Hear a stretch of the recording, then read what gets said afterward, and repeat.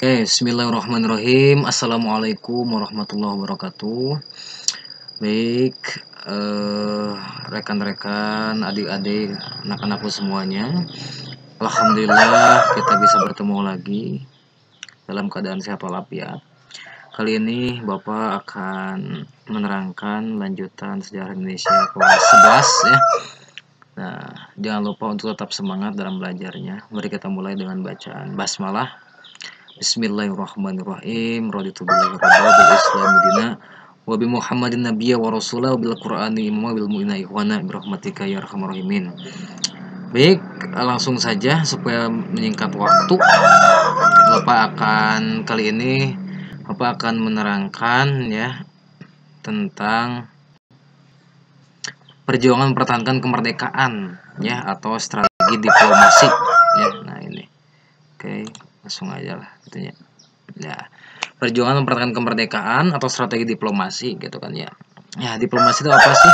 Kan perjuangan tuh ada dua. Yang kan ada perjuangan secara fisik gitu kan ya. Nah, minggu kemarin kan pertemuan sebelumnya telah dibahas bahwa kalau perjuangan secara fisik itu kan misalnya dengan senjata, dengan apa gitu ya, atau dengan peperangan gitu kan. Nah, kalau diplomasi ini sudah adanya suatu perundingan ya, suatu perundingan dan memang nanti akan adanya menuju ke dalam suatu hal untuk dimusyawarahkan, itu diplomasi ya. Nah, strategi diplomasi ini bagaimana? Nah, kita simak lagi ya.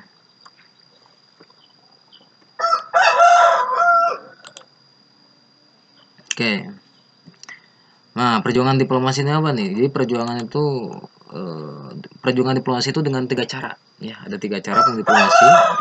Yang pertama mencari dukungan dengan negara-negara anggota PBB ya.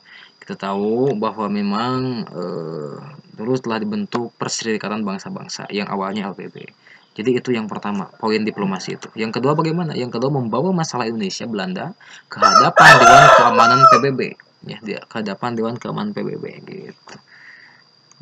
Yang ketiga, berunding secara langsung dengan PBB gitu kan ya. Contoh, nanti akan dibahas lah selanjutnya nanti ketika sebelum adanya Komisi Tiga Negara kan itu Belanda melanggar perjanjian Linggajati ya. Belanda melanggar perjanjian Linggajati sehingga nanti akan dibawa ke KTN Komisi Tiga Negara ya, gitu. Alhasil dukungan pun mengalir nih setelah adanya perundingan, dukungan pun mengalir misalnya nanti dari anggota-anggota Liga Arab ya, dari Palestina, Mesir, Suriah, Lebanon, Irak ya, negara Arab Saudi, dan itu juga sama, itu mendukung kemerdekaan penuh Indonesia karena setelah Indonesia merdeka, Barat ini masih terus saja merongrong gitu ya, masih terus saja merongrong terhadap kemerdekaan Indonesia, sehingga alhasil Indonesia perlu perjuangan secara diplomatik gitu ya untuk terus menjadikan eksistensi bangsa Indonesia gitu, dan memperjuangkan kemerdekaan pastinya gitu.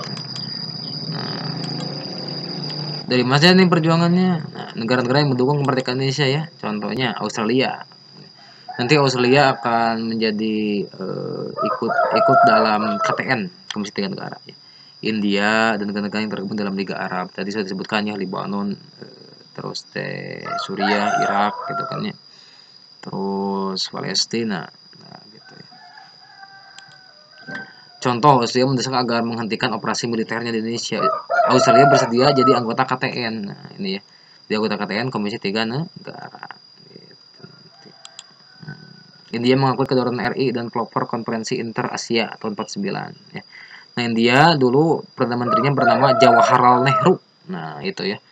India juga mendukung dulu ya, mengakui kedaulatan RI dan melopori itu. Nanti juga India dengan Indonesia sama-sama dalam Konferensi Asia Afrika. Nah, tiga, warga negara Belanda di negeri Belanda sendiri sama gitu, melakukan demonstrasi. Jadi ada yang humanis gitu ya, bahwa menuntut ya menghentikan perang, state the orlog, atau menarik diri dari Indonesia menciptakan perdamaian, Fred Made Indonesia gitu. Nah, itu ya. Oke. Di sini perundingan awal permulaan nih 10 Februari sampai 12 Februari Maret gitu kan ya. Nah, ini sebelum ada perjanjian Linggajati di Kuningan, ada perundingan awal dulu nih. Perundingan awal itu seperti apa? Nah, nanti di sini ada diprakarsai Perang 5 Apnei, Letjen Philip Chrisson.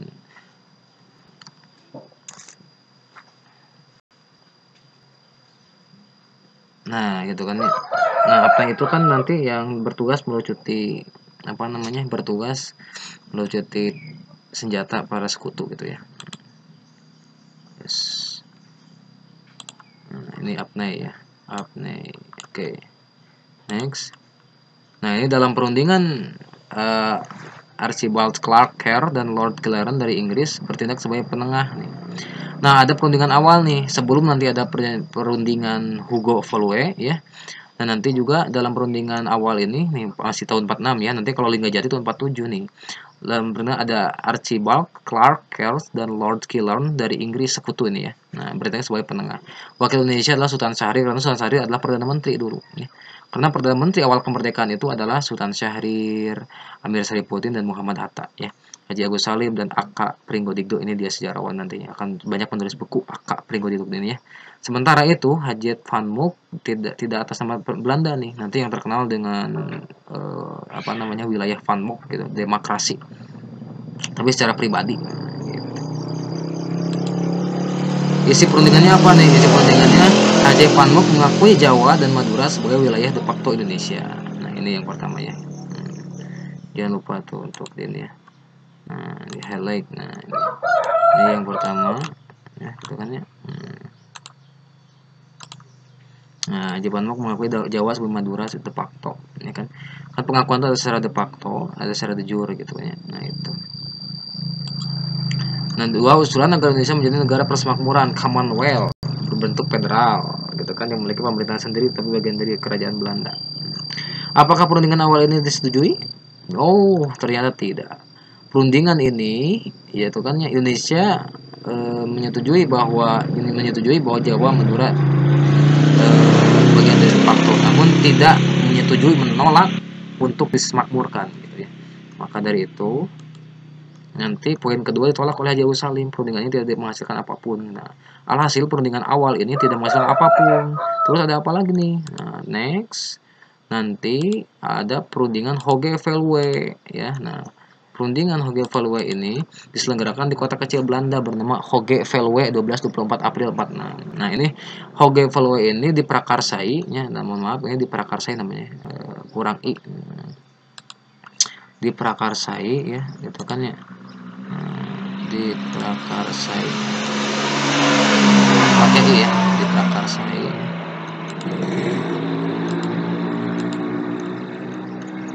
Nah, ini diselenggarakan di kota kecil bernama Hoge Veluwe 12-24 Aprilnya. Nah, yang kedua nanti delegasi Belanda dipimpin oleh Perdana Menteri Willem Secemeoron. Nah, gitu ya. Nah, nanti apalagi nih? Nah, delegasi Indonesia dipimpin oleh Menteri Kehakiman Mr. Suwandi didampingi Dr. Sudarsono dan Mr. Aka Pringgodigdo ya. Terus apa lagi? Kita membahas butir-butir perundingan Van Mook sebelumnya gitu ya. Nah, perundingan ini gagal total ternyata saudara-saudara ya. Ternyata anak-anak semuanya perundingan ini gagal total ya. Perundingan Hoge Veluwe ini gagal total nih. Gagal total. Nah, nanti setelah perundingan ini ada perundingan disebut dengan memicu perundingan selanjutnya apa? Nanti ada perundingan apa nih? Ada perundingan Linggajati.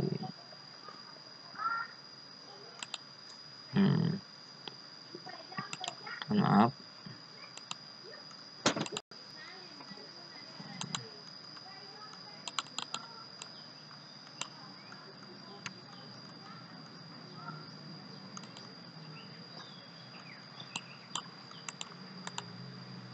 Nah, jadi setelah itu nanti akan ada perundingan Linggajati ya.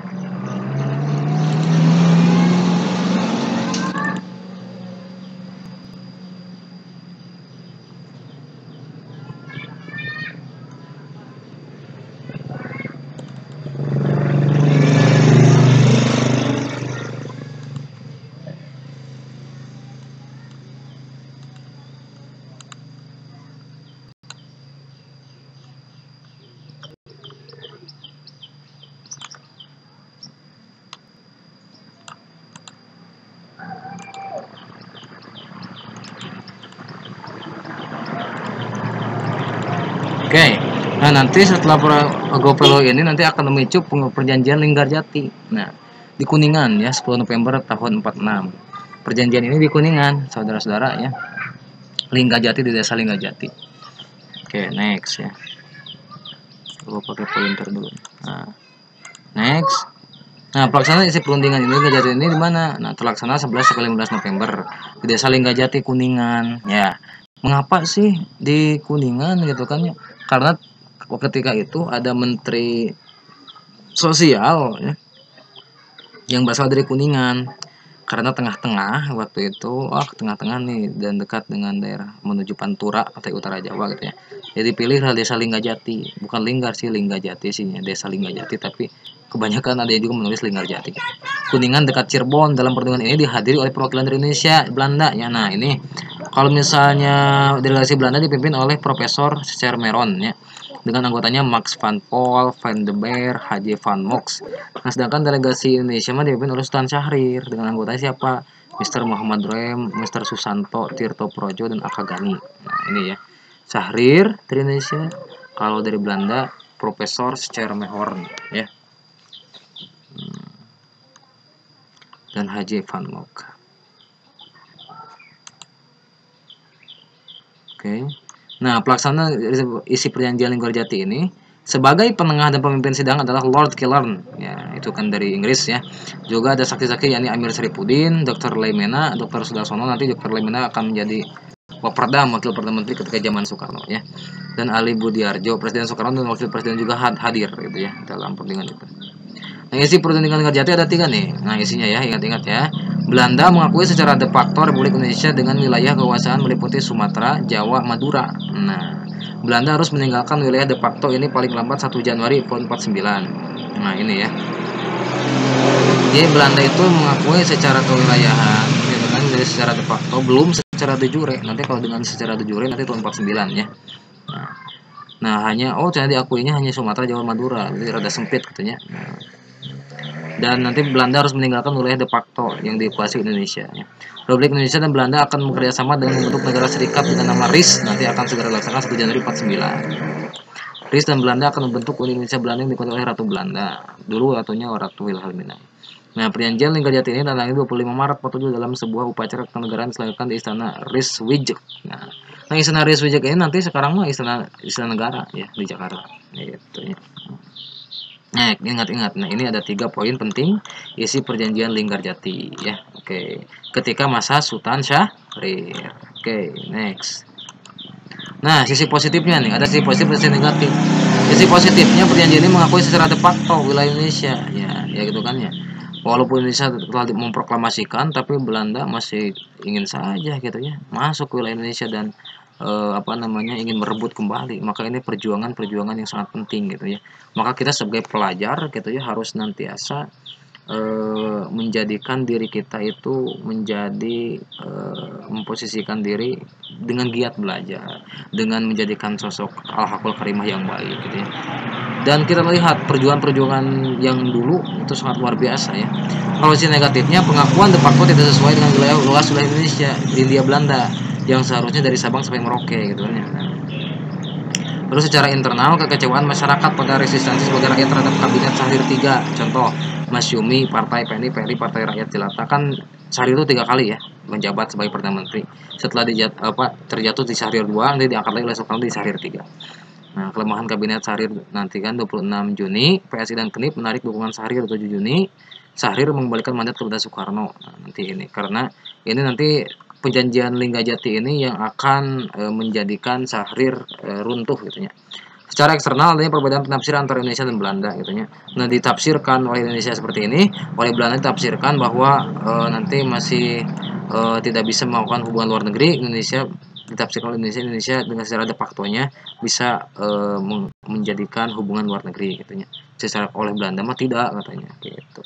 Dan oleh Belanda juga tidak bisa menjadikan wilayah lain sebagai negara yang merdeka gitu. Contohnya Papua Barat yang tidak dikasihkan. Dampak perundingan Linggarjati apa saja nih? Nah, dampaknya nanti 15 Juli Haji van Mock ya, HJ bukan Haji ya. HJ Huider Johannes. Nah, Van Mock menyampaikan pidato radio bahwa Belanda tidak terikat lagi dengan perundingan Ngajati katanya. Wah, si H.J. Van Mock ini yang nanti akan adanya demokrasi Van Mock ya. Dia tidak bawa Ratu Belanda dalam pidato radionya, katanya tidak setuju dengan dia tidak terikat lagi gitu ya. Belanda melakukan serangan disebut dengan agresi militer. Nah, di sini nanti latar belakang agresi militer itu perjanjian Linggarjati ya. Nah, ingat, latar belakang agresi militer Belanda 1 mulai 21 Juli 47 adalah perjanjian Linggarjati. Tujuan utama Belanda yaitu merebut daerah-daerah perkebunan yang kaya dan daerah yang memiliki sumber daya alam ya. Nah, itu ya untuk mengelabui dunia internasional, maka nanti politisasi aktif nanti Belanda akan menamakannya. Politisasi aktif itu apa? Nanti Belanda itu ternyata katanya ada huru-hara di Indonesia, katanya ada untuk mengamankan bahwa saya akan adanya agresi militer. Padahal itu adalah suatu propaganda dari Belanda. Padahal tidak seperti itu ya. Nah, agresi militer Belanda 1 ini 27 Juli 47 ya. Fokus serangan Belanda dalam agresi militer mana saja nih? Sumatera Timur, perkebunan tembakau ya.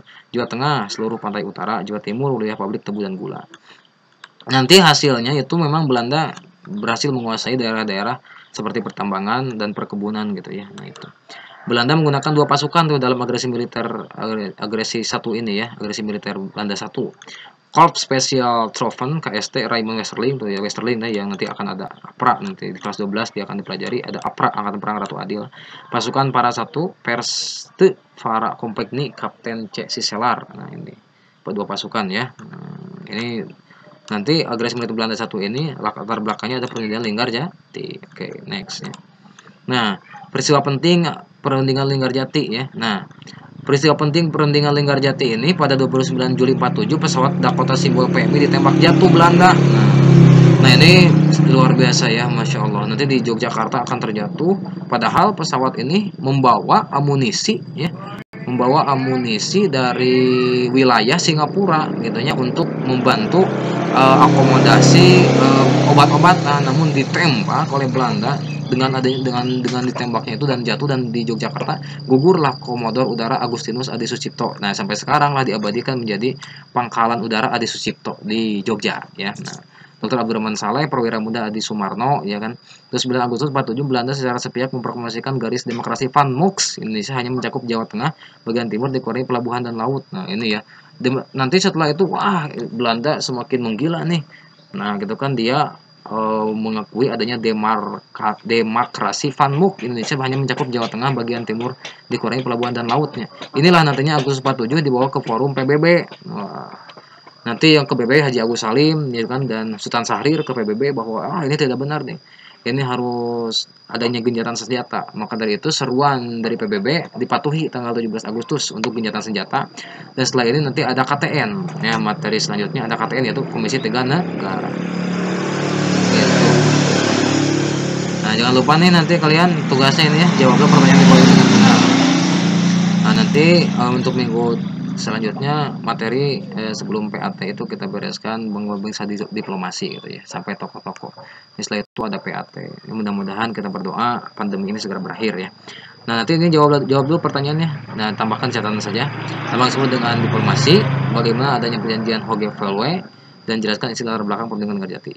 Oke, Linggarjati. Terima kasih atas perhatiannya. Mohon maaf bila ada kekurangan. Itu dengan hamdalah. Alhamdulillahirrahmanirrahim. Subhanakallahumma bihamdika asyhadu an la ilaha illa anta astaghfiruka wa atubu ilaik. See you next time. Assalamualaikum warahmatullahi wabarakatuh.